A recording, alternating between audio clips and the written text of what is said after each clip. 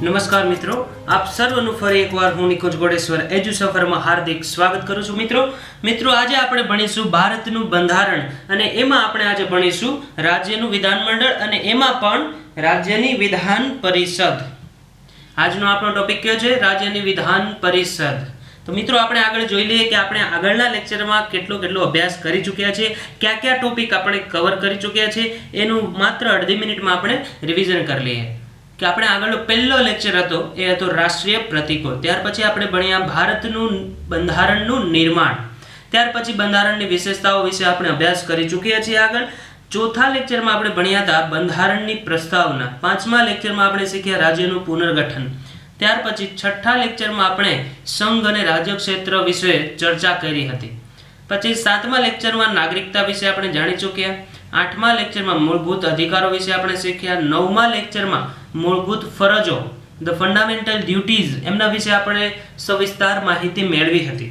પછી 10મો લેક્ચર હતો, એનું નામ હતું રાષ્ટ્રપતિ, ધ પ્રેસિડેન્ટ. એના બે ભાગ હતા, પાર્ટ 1 અને પાર્ટ 2. આ બે લેક્ચર આપણે રાષ્ટ્રપતિના ભણ્યા હતા. ત્યાર પછી 11મા લેક્ચરમાં ધ વાઇસ પ્રેસિડેન્ટ એટલે કે ઉપરાષ્ટ્રપતિ વિશે આપણે ચર્ચા કરી ચૂક્યા છીએ. 12મા લેક્ચરમાં આપણે એટર્ની જનરલ વિશે ચર્ચા કરી હતી.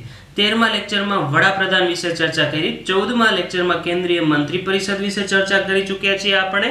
અને 15મા લેક્ચરમાં રાજ્યસભા એટલે કે સંસદના 3 પાર્ટ છે, એમાં આ બીજો પાર્ટ, પહેલો રાષ્ટ્રપતિ, બીજો રાજ્યસભા, એની પણ આપણે 15મા લેક્ચરમાં ચર્ચા કરી. અને ત્રીજો પાર્ટ છે જે સંસદનો લોકસભા, એમની આપણે 16મા લેક્ચરમાં આપણે કવર કરી ચૂક્યા છીએ.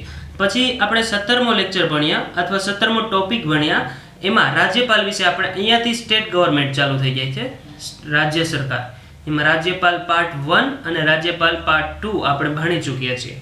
પછી 18મો લેક્ચર મુખ્યમંત્રી, ધ ચીફ મિનિસ્ટર, એ આપણે ભણી ચૂક્યા. પછી રાજ્યનો એડવોકેટ જનરલ જે કાયદાકીય અધિકારી હોય છે એના વિશે આપણે 19મા લેક્ચરમાં માહિતી મેળવી.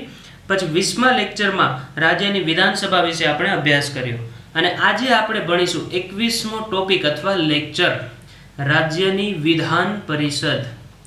મિત્રો, વિધાન પરિષદ આપણા ભારતના 29 રાજ્યો છે, એમાં બધા જ રાજ્યોમાં આવેલી નથી. વિધાનસભા બધે હોય, પણ વિધાનસભા બધા જ રાજ્યોમાં હોય નહીં. એ કયા રાજ્યમાં છે, એમાં કઈ રીતના સભ્યો ચૂંટાય છે, એની ચૂંટણી કઈ રીતના થાય છે, એના સભ્યોનો કાર્યકાળ શું છે, વિધાનસભાનો કાર્યકાળ શું છે, વિધાન પરિષદનો કાર્યકાળ શું છે, એમની કમ્પેરિઝન આપણે આજે આ લેક્ચરમાં ચર્ચા વિચારણા કરીશું. જો આપણે જે વિધાન મંડળ છે એમાં 3 પાર્ટ છે. એક રાજ્યપાલ આવે, પછી એમાં આવે એક વિધાન પરિષદ અને બીજું આવે વિધાનસભા. જે વિધાન પરિષદ છે એની આપણે આજે ચર્ચા કરીએ. વિધાન પરિષદ અને રાજ્યપાલ આપણે ભણી ચૂક્યા છીએ આગળ. તો વિધાન પરિષદની રચના કઈ રીતના થાય, આપણો પહેલો મુદ્દો એ છે કે વિધાન પરિષદની રચના. તો વિધાન પરિષદની રચના કઈ રીતના થાય એ આપણે સમજીએ. જો અનુચ્છેદ નંબર 169માં એવું કીધું છે વિધાન પરિષદની રચના વિશે. જો અહીંયા હું સમજાવું, વિધાન જે સભા છે, વિધાનસભા, એમના કુલ સભ્યોની બહુમતીથી તથા સભામાં હાજર રહીને મત આપનારા સભ્યોની ઓછામાં ઓછી 2/3 બહુમતીથી જો ખરડો પસાર કરે તો આમની રચના થઈ શકે છે. કેની? તો કે વિધાન પરિષદની. જો અનુચ્છેદ નંબર 169માં એવું કીધું છે કે વિધાનસભા છે, જે આપણે ગુજરાતમાં 182 સીટ છે વિધાનસભાની, એમના કુલ સભ્યો અને એમાં પણ 2/3 બહુમતીથી ખરડો પસાર કરે તો વિધાન પરિષદની રચના થઈ શકે, અથવા વિધાન પરિષદ હોય રાજ્યમાં તો એમને નાબૂદ પણ કરી શકાય છે. પણ એમાં અગત્યનું છે કે જેટલા વિધાનસભ્યો ભાગ લે એમાંથી 2/3ની બહુમતીથી આ ખરડો પાસ થાય. હવે આપણે જોઈએ કે વિધાન પરિષદના જે કુલ સભ્યો હોય છે કેટલા હોય છે, એના સભ્યો વિશે આપણે માહિતી મેળવીએ. તો કે જે વિધાનસભા હોય, આજે ભણીએ છીએ એ છે વિધાન પરિષદ. તો વિધાનસભા છે એમના જે સભ્યો છે એનાથી 1/3 કરતા વધારે ન હોવા જોઈએ, વધારે ન ચાલે, ન હોવા જોઈએ. કેટલા? કે વિધાનસભા જે રાજ્યમાં આવેલી હોય એમના જે 1/3 સભ્યો એટલે કે ત્રીજા ભાગના સભ્યો કરતા વધારે ન હોવા જોઈએ વિધાન પરિષદમાં. અને પાછું બીજું કન્ડિશન એ છે, આ છે પહેલી. બીજું છે કે 40 સભ્યોથી ઓછા ન હોવા જોઈએ, ઓછા ન ચાલે એવું આપણે શોર્ટમાં લખી દઈએ. જો આમાં 2 સભ્યો છે, એના વિધાન પરિષદના સભ્યોની વિધાન પરિષદની જે રચના થાય એમાં સભ્યોની સંખ્યા શું હોય તો કે વિધાનસભા છે એના 1/3 કરતા સભ્યો વધારે ન હોવા જોઈએ. ખાસ અગત્યનું છે કે એના 1/3 જે સભ્યો હોય છે એમનાથી વધારે હોવા ન જોઈએ. અને બીજી કન્ડિશન એ છે કે 40 સભ્યો મિનિમમ 40 તો હોવા જ જોઈએ, એનાથી ઓછા પણ ન ચાલે. ત્યાર પછી આપણે જોઈએ કે ભારતના 29 રાજ્યો છે. કેટલા આપણા દેશમાં રાજ્યો છે કે 29 રાજ્યો અને 7 કેન્દ્ર શાસિત પ્રદેશો છે. એમાંથી કેટલા રાજ્યોમાં વિધાન પરિષદ આવેલી છે તો કે આપણા કેન્દ્ર શાસિત પ્રદેશ કેટલા છે તો કે 7. એ તો આપણે રહી ગયું કે 29 રાજ્યો અને 7 કેન્દ્ર શાસિત પ્રદેશો છે. તો અહીંયા તમારે યાદ એ રાખવાનું છે કે વિધાન પરિષદ પણ 7 રાજ્યોમાં આવેલી છે. એમાં કયા કયા રાજ્ય તો કે પહેલું છે જમ્મુ કાશ્મીર, બીજું રાજ્ય છે ઉત્તર પ્રદેશ, ત્રીજું બિહાર, ચોથું મહારાષ્ટ્ર, પાંચમું આંધ્રપ્રદેશ, છઠ્ઠું કર્ણાટક અને સાતમું તેલંગાણા. આમાં તમારે યાદ એ રીતના રાખવાનું મિત્રો કે જો આંધ્રપ્રદેશ, કર્ણાટક અને તેલંગાણા આ છે સાઉથ ઇન્ડિયાના 3 રાજ્ય છે. પછી 2 પ્રદેશવાળા છે, ઉત્તર પ્રદેશ અને બિહાર. આ 2 રાજ્યો છે ત્યાં આવેલી છે. અને ઉપર સૌથી ઉપર જમ્મુ કાશ્મીરમાં પણ વિધાન પરિષદ છે અને ગુજરાતની બાજુમાં એટલે કે મહારાષ્ટ્ર ત્યાં પણ વિધાન પરિષદ છે. તમે એ રીતના પણ યાદ રાખી શકો કે 3 સાઉથ ઇન્ડિયાના રાજ્યો છે, આંધ્રપ્રદેશ, કર્ણાટક અને તેલંગાણા. કર્ણાટકમાં તો આપણા વજુભાઈ વાળા અત્યારે રાજ્યપાલ છે એટલે એ પણ તમને યાદ રહી જશે કે આંધ્રપ્રદેશ, કર્ણાટક અને તેલંગાણા આ 3 રાજ્યોમાં વિધાન પરિષદ છે સાઉથના. પછી ઉત્તર પ્રદેશ, બિહાર અને મહારાષ્ટ્ર આમાં પણ વિધાન પરિષદ છે. અને સૌથી ઉપર જે જમ્મુ કાશ્મીર રાજ્ય આવેલું છે એમાં પણ વિધાન પરિષદ આવેલી છે. ત્યાર પછી હવે આપણે જોઈએ વિધાન પરિષદના સભ્યોની ચૂંટણી કઈ રીતના થાય તો કે વિધાનસભા હોય. આપણે આગળના લેક્ચરમાં ભણ્યા હતા કે જે વિધાનસભા છે એમાં શું હોય કે એક કોઈ મતક્ષેત્ર હોય, એમના લોકો એમને ચૂંટે અને એ વિધાનસભાને વિધાનસભામાં મોકલે. પણ વિધાન પરિષદમાં એવું હોતું નથી. વિધાન પરિષદની ચૂંટણી અલગ અલગ મતદાર મંડળ દ્વારા થાય. જો અહીં લખી દો, મતદાર મંડળો દ્વારા થાય. વિધાન પરિષદના સભ્યોની ચૂંટણી કઈ રીતના થાય તો કે અલગ અલગ મતદાર મંડળો હોય એ એમને ચૂંટે, મતદાર મંડળ એમને મત આપે અને ત્યાર પછી એક સભ્યને ચૂંટે. પણ એ સભ્ય કેવો હોવો જોઈએ તો કે વિધાનસભાનો સભ્ય ન ચાલે. એમાં વિધાનસભાનો સભ્ય ન હોય એવો સભ્યમાં ઊભો રહે અને અલગ અલગ મતદાર મંડળો એમને મત આપીને ચૂંટે. હવે આપણે જોઈએ કે આ કયા કયા મતદાર મંડળો એમાં મત આપતા હોય છે તો કે પહેલું મતદાર મંડળ છે એ 1/3 સભ્યોને ચૂંટે. 1/3 સભ્યો કોના દ્વારા ચૂંટાય તો કે રાજ્યની નગરપાલિકાઓ, નગરપાલિકા, પછી જિલ્લા પંચાયત, જિલ્લા પંચાયતો અને અન્ય સ્થાનિક સભ્યો ના મતદાર મંડળ દ્વારા 1/3 સભ્યો ચૂંટાય. જો પહેલો મુદ્દો આપણે આમાં 6 મુદ્દા યાદ રાખવાના છે પણ આપણે રિવિઝન સાથે સાથે કરતા જઈએ, નહીં તો તમને 2 સ્લાઇડ પૂરી થશે તો પહેલો મુદ્દો ભૂલાઈ જશે. એટલે 1/3 જે સભ્યો છે એમને આપણા રાજ્યની જે નગરપાલિકા હોય છે, રાજ્યમાં ઘણી બધી નગરપાલિકાઓ છે એમના સભ્યો, પછી જિલ્લા પંચાયતો જે જિલ્લામાં પંચાયત ભવન આવેલા એમના સભ્યો અને અન્ય સ્થાનિક સભ્યો જે હોય છે એમના દ્વારા 1/3 સભ્યો ચૂંટાય છે. પછી બીજા જે છે 1/3 સભ્યો એ પણ 1/3 સભ્યો જ છે. એ કયા મતદાર મંડળ દ્વારા ચૂંટાય તો કે રાજ્યની વિધાનસભાના સભ્યો દ્વારા. વિધાનસભાના સભ્યો દ્વારા ચૂંટાય તો કે રાજ્યની જે વિધાનસભા આવેલી હોય, જે આપણે મત આપીને સભ્યોને ચૂંટ્યા હોય અને આપણે ગાંધીનગર મોકલા હોય વિધાનસભામાં, એ સભ્યોનું એક મતદાર મંડળ હોય. એના દ્વારા કેટલા સભ્યો ચૂંટાય તો કે 1/3 સભ્યો વિધાન પરિષદમાં વિધાનસભાના સભ્યો દ્વારા ચૂંટાય છે. પણ એમાં કન્ડિશન એ છે, કન્ડિશન એપ્લાય કે જે મતદાર મંડળ બન્યું હોય એ ચૂંટણીમાં મત આપે એમાંથી કોઈ પણ સભ્ય ત્યાં ઊભો રહેલો ન હોય. એટલે કે વિધાનસભાનો જે સભ્ય છે એ આમાં ઊભેલો ન હોય, એ કોઈ નવી જ વ્યક્તિ હોય. મત વિધાનસભાના સભ્યો આપે પણ એ વિધાનસભાનો સભ્ય વિધાન પરિષદમાં ચૂંટાઈ શકે નહીં. પછી આપણે એક ત્રીજું મતદાર મંડળ જોઈએ. એમાં છે એક ષષ્ઠમાંશ સભ્યો એટલે કે છઠ્ઠા ભાગના સભ્યો એક મતદાર મંડળ દ્વારા ચૂંટાય, અથવા એમ પણ કહીએ કે રાજ્યપાલ દ્વારા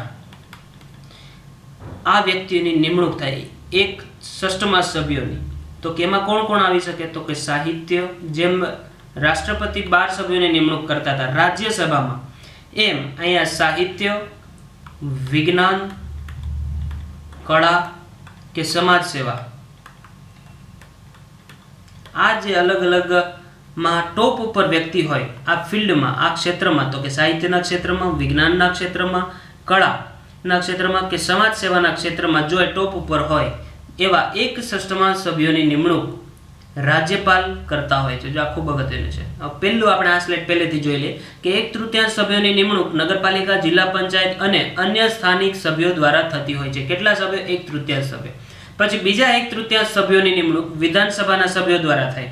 જે વિધાનસભાના સભ્ય આપણે ચૂંટેલા હોય એ એમને મત આપે, એનું એક મતદાર મંડળ બને, એ મત આપે અને 1/3 સભ્યો વિધાન પરિષદના ચૂંટે. પછી એક ષષ્ઠમાંશ સભ્યોની નિમણૂક રાજ્યપાલ કરે. એ કયા કયા સભ્યો હોય એમાં? તો કે સાહિત્ય, વિજ્ઞાન, કળા અને સમાજ ક્ષેત્રમાં અગ્રણી જે લોકો હોય એવા સભ્યોની નિમણૂક રાજ્યપાલ કરે. પછી જે મતદાર મંડળ છે એ છે એક બારાંશ સભ્યો. એક બારાંશ સભ્યો તો કે કોના દ્વારા ચૂંટાય એ આપણે ભણીએ કે રાજ્યમાં રહેતા ઓછામાં ઓછા 3 વર્ષના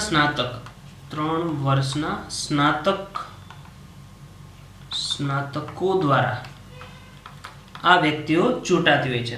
એક બારાંશ સભ્યો કેટલા? કે ઓછામાં ઓછા 3 વર્ષ થઈ ગયા હોય, જેને ગ્રેજ્યુએશન પૂરું થઈ ગયું હોય, એના દ્વારા એક બારાંશ સભ્યોની ચૂંટણી વિધાન પરિષદના સભ્યો ચૂંટાતા હોય છે. પછી બીજું એક છેલ્લું મતદાર મંડળ છે, એ પણ એક બારાંશ સભ્યોનું જ છે. એક બારાંશ સભ્યો જો માધ્યમિક સ્તરની જે સ્કૂલ હોય, માધ્યમિક સ્તર એનાથી ઉપર અને કોલેજ કક્ષા સુધી જે શિક્ષકો 3 વર્ષથી ભણાવતા હોય, શિક્ષકો દ્વારા એક બારાંશ સભ્યો ચૂંટાય. આ હું ફરીથી સમજાવું કે માધ્યમિક સ્તરની જે સ્કૂલો હોય એ સ્તરથી ઉપરના જે શિક્ષકો હોય એમનું એક મતદાર મંડળ બનેલું હોય, એમના દ્વારા એક બારાંશ સભ્યોની ચૂંટણી થતી હોય છે. ઓકે, હવે તમને સમજાઈ ગયું હશે કે વિધાન પરિષદના સભ્યોની ચૂંટણી કઈ રીતના થાય. ત્યાર પછી આપણે વિધાન પરિષદનો એક અગત્યનો બીજો મુદ્દો ભણીએ કે એનો કાર્યકાળ કેટલો હોય.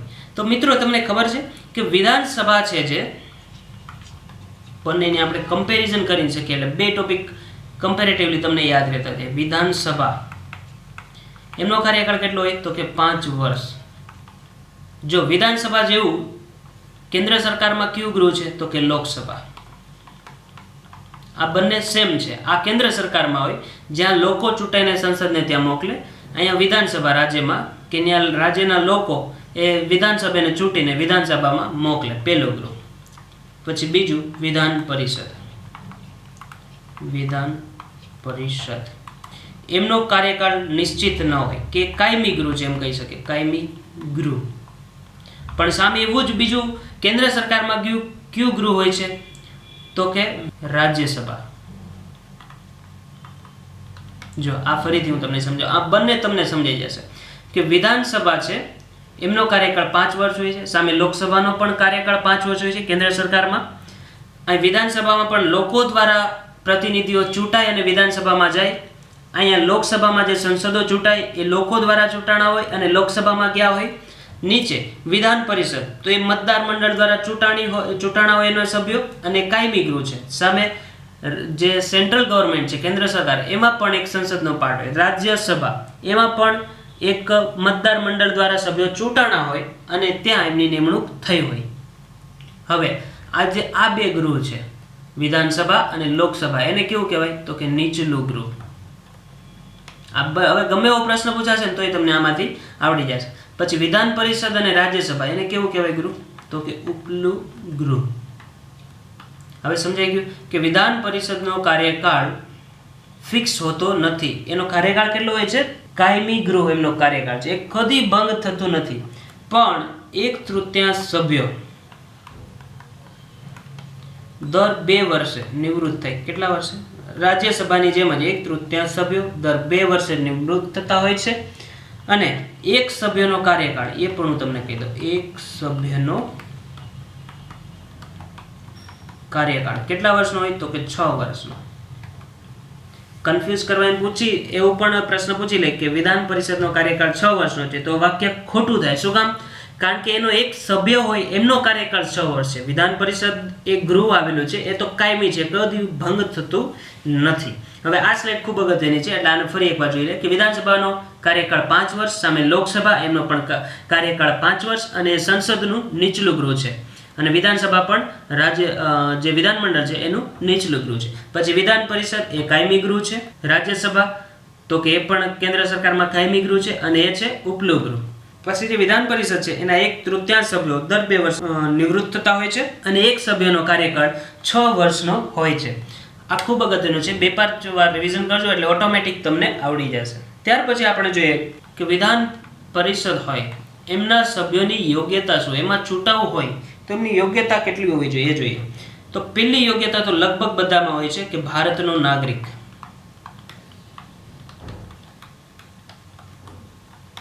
હોવા જોઈએ. પછી જે બીજી યોગ્યતા છે એ છે એમની ઉંમર. તો કે વિધાન પરિષદમાં ચૂંટાવું હોય તો ઓછામાં ઓછી ઉંમર કેટલી હોય? 30 વર્ષ તો પૂર્ણ કરેલી જ હોવી જોઈએ. પછી એમને એક શપથ લેવા પડે એ સભ્ય ચૂંટાય એટલે, અને એ 3જી અનુસૂચિ પ્રમાણે વિધાન પરિષદના સભ્ય તરીકે ગૃહમાં બેસી શકે છે. ત્યાર પછી આપણે જોઈએ કે વિધાન પરિષદ હોય છે એમના સભ્યોને શપથ કોણ લેવડાવે? તો કે વિધાન પરિષદના સભ્યોને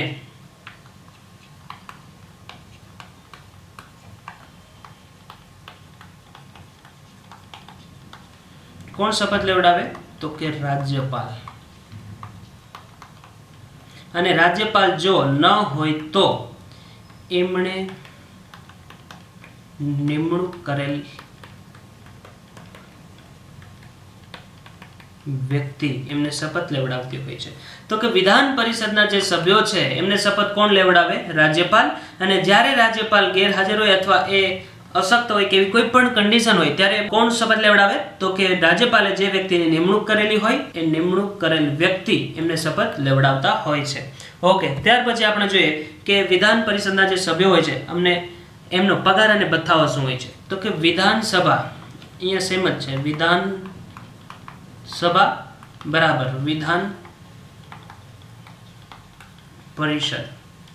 આને જે પગાર ધોરણ નક્કી કરવામાં આવે, જે આપવામાં આવે એ જ આના સભ્યોને પણ આપવામાં આવતું હોય છે. પ્લસ એમાં આપણે કહી શકીએ કે આ બંનેનું પગાર ધોરણ ક્યાંથી કોણ ચૂકવે? તો કે વિધાન મંડળ છે. એમણે દર વખત એટલે કે અમુક ટાઈમે એ નક્કી કરે, અને પછી જે નક્કી થાય એ પ્રમાણે એમના સભ્યોને પગાર અને ભથ્થાઓ ચૂકવવામાં આવતા હોય છે. ત્યાર પછી આપણે જોઈએ કે વિધાન પરિષદમાં સભાપતિ અને ઉપસભાપતિ વિશે ચર્ચા કરીએ. તો કે જો સંસદનું એક ગૃહ છે એનું નામ છે રાજ્યસભા. આ હું કમ્પેરેટિવલી તમને શીખવાડું એટલે તમને ફટાફટ યાદ રહી જાય. જો રાજ્યસભા છે એમાં કોણ હોય? એના અધ્યક્ષ હોય સભાપતિ. તો સામે એના જેવું જ રાજ્યમાં કયું ગૃહ છે? તો કે વિધાન પરિષદ. એમાં કોણ હોય? એના અધ્યક્ષ તરીકે તો સભાપતિ. પણ લોકસભા હોય એમાં અધ્યક્ષ હોય સંસદમાં, અને વિધાનસભા હોય એમાં પણ વિધાનસભા અધ્યક્ષ હોય, જેમ ગણપત વસાવા આપણે છે એ રીતના. હવે એમના સભાપતિ અને ઉપસભાપતિની ચૂંટણી કઈ રીતના થાય એ આપણે જોઈ લઈએ. થોડું 1-2 મિનિટનો ટોપિક છે, પણ એનો પ્રશ્ન અગત્યનો પૂછાઈ જાય તો તમને આવડી જાય એવો મારો આશય છે. એટલે આ ટોપિક આપણે સાથે સાથે જ કવર કરી લઈએ કે વિધાન પરિષદના જે સભાપતિ અને ઉપસભાપતિની ચૂંટણી, તો કે વિધાન પરિષદના જે સભ્યો હોય એમાંથી જ એક સભ્ય સભાપતિ તરીકે ચૂંટાય અને એક સભ્ય ઉપસભાપતિ તરીકે. જે વિધાન પરિષદના સભ્યો હોય એમાંથી જ આ જો આ ખૂબ અગત્યનું છે, એમાંથી જ એને કોઈ બહારથી કોઈ ચૂંટાતા નથી, જે એમના સભ્યો હોય વિધાન પરિષદના એમાંથી જ એક સભ્યને સભાપતિ ચૂંટે અને એક સભ્યને ઉપસભાપતિ તરીકે ચૂંટાય છે. એ શું કરે તો કે ગૃહની કાર્યવાહી સંભાળતા હોય છે. રાજ્યસભામાં આપણે ઉપરાષ્ટ્રપતિ જોયું હતું, એ ત્યાંના સભાપતિ હોય રાજ્યસભાના. તો એનું કાર્ય શું હોય તો કે ત્યાં ખરડો પસાર થાય, એમાં એને નિર્ણાયક મત આપવાનો, ખરડાને એ એ ખરડો પેલું રાજ્યસભામાં પસાર કરવો તો એની અનુમતિ આપવાની, પછી એમના નિયમો બનાવવાના રાજ્યસભાના સભ્યો માટેના, પછી ફોરમ પૂરું થાય છે કે નહીં એ બધું જોવાનું. એમ અહીંયા પણ આ જ બધી કાર્યો કોણ કરે તો કે સભાપતિ અને ઉપસભાપતિ. ત્યાર પછી આપણે જોઈએ કે આ જે આપણે ટોપિક ભણ્યા વિધાન પરિષદ, એમાંથી અગત્યના કેવા કેવા પ્રશ્ન પૂછાઈ શકે. જો પહેલો પ્રશ્ન એવો પૂછાઈ શકે કે વિધાન પરિષદ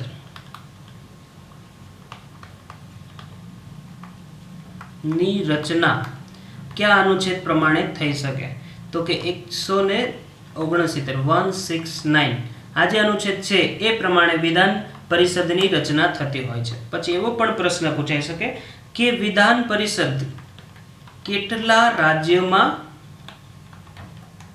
છે તો કે 7 રાજ્યોમાં આવેલી છે વિધાન પરિષદ.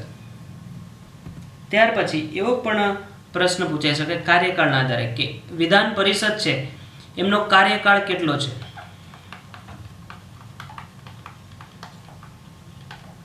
તો એના જવાબમાં શું આવે, એનો કાર્યકાળ કોઈ ફિક્સ નથી, એ કાયમી ગૃહ છે. આમાં ઓપ્શનમાં આપ્યું જોઈએ કે વિધાન પરિષદ છે એમનો કાર્યકાળ 5 વર્ષ છે, 4 વર્ષ છે, 3 વર્ષ છે કે 2 વર્ષ છે. તો બધા મોટાભાગના સભ્ય વિધાનસભા અને વિધાન પરિષદનો જે ડિફરન્સ સમજતા ન હોય એ 5 વર્ષ ટીક કરીને આવી જાય, પછી ઘરે આવીને ખબર પડે કે આમાં તો મારે 90 માર્ક આવવાના છે, પણ બધામાં આ જ રીતના થયું હોય કન્ફ્યુઝન, એટલે એને સીધા એની ગાડી છે એ 70 આવીને અટકી જાય, મેરિટની બહાર ફેંકાઈ જાય. એટલે આપણે બહુ નાની નાની વાત, આપણું એક પણ પાસું નિર્બળ ન રહેવું જોઈએ, એક પણ ટોપિક આપણે બંધારણનો આવડે નહીં એવું બનવું જ ન જોઈએ. એટલે આપણે એક એક ટોપિક કવર કરતા જઈશું સાથે સાથે. એમનો કાર્યકાળ કેટલો છે તો કે વિધાન પરિષદ છે એ કાયમી ગૃહ છે. આના જેવું જ આપણે રાજ્યસભા છે એ પણ કેવું છે, કાયમી ગૃહ. હું તમને સાથે સાથે કહેતો જ જઈશ, એટલે તમારે બધા ટોપિક કમ્પેરેટિવલી તૈયાર થઈ જાય, સમજાયું. પછી એમના જે સભ્યો હોય છે એ 2 વર્ષે કેટલા સભ્યો નિવૃત્ત થાય તો કે 1/3 સભ્યો. એવો પ્રશ્ન પૂછાય કે વિધાન પરિષદના જે સભ્યો હોય એમાં 2 વર્ષે કેટલા સભ્યો નિવૃત્ત થતા હોય તો કે 1/3 સભ્યો. અથવા એમ પણ પૂછાય કે 2 વર્ષે કેટલા સભ્યોની ચૂંટણી થાય, તો પણ શું જવાબ આવે, જેટલા નિવૃત્ત થયા હોય એટલા જ પાછા એ સભામાં આવવાના છે. એટલે એમાં પણ એની ચૂંટણીથી કે મતદાર મંડળ ચૂંટે અને કેટલા સભ્યોની નિમણૂક થાય ફરી પાછી તો કે 1/3 સભ્યોની. પછી એક સભ્યનો, આ છેલ્લે મેં સમજાવ્યું તો છેલ્લી સ્લાઇડમાં, એક સભ્યનો કાર્યકાળ કેટલો છે તો કે 6 વર્ષ. આમાં પણ કન્ફ્યુઝન થાય. વિધાનસભા અને લોકસભા એમનો કાર્યકાળ 5 વર્ષ છે, અને વિધાન પરિષદ અને રાજ્યસભા આ બંનેના જે સભ્યો હોય એમનો કાર્યકાળ કેટલો વર્ષ છે તો કે 6 વર્ષ. એટલે અહીંયા તમે ખાસ યાદ રાખજો, નહીં તો કન્ફ્યુઝન થશે. પછી વિધાન પરિષદમાં સભ્ય બનવું હોય એની ઉંમર કેટલા વર્ષ હોવી જોઈએ, એની યોગ્યતા સિદ્ધ કરતો પ્રશ્ન પૂછાય તો કે 30 વર્ષ. જો જે ઉપલું ગૃહ છે એમાં કેટલા વર્ષ, 30 વર્ષ, અને નીચલું ગૃહ છે એમાં કેટલા વર્ષ તો કે 25 વર્ષ. આ સાથે સાથે નીચલું ગૃહ કયું છે તો કે લોકસભા અને રાજ્યમાં વિધાનસભા, જે સભા આવે એ નીચલું ગૃહ છે, એમાં જો સભ્ય બનવું હોય તો 25 વર્ષ, અને જે ઉપલું ગૃહ છે વિધાન પરિષદ રાજ્યમાં અને કેન્દ્ર સરકારમાં જોઈએ તો રાજ્યસભા એ છે ઉપલું ગૃહ, એમાં સભ્ય બનવું હોય તો 30 વર્ષ. આ કમ્પેરેટિવલી તમને બંને ટોપિક હું સાથે સાથે કહેતો જાઉં છું, એટલે તમને બંને યાદ રહી જશે. ત્યાર પછી એવો પણ મિત્રો પ્રશ્ન પૂછાઈ શકે કે જે એમના વિધાન પરિષદના સભ્યો હોય એમને શપથ કોણ લેવડાવે તો કે રાજ્યપાલ. અથવા આ ન હોય ત્યારે એમના દ્વારા જે વ્યક્તિની નિમણૂક થાય એમને શપથ લેવડાવતા હોય છે. ઓકે, થેન્ક યુ મિત્રો, આપનો ખૂબ ખૂબ આભાર લેક્ચર જોવા બદલ. ઓકે, અમારા તમામ અપડેટ માટે ગૂગલ પ્લે સ્ટોર પર જઈ EDUSAFAR અલબત્ત EDU સફર લખી સર્ચ કરી આપ પહેલી જ એપ્લિકેશન ઇન્સ્ટોલ કરશો. આ વિડીયો જોવા બદલ આપનો ખૂબ ખૂબ આભાર.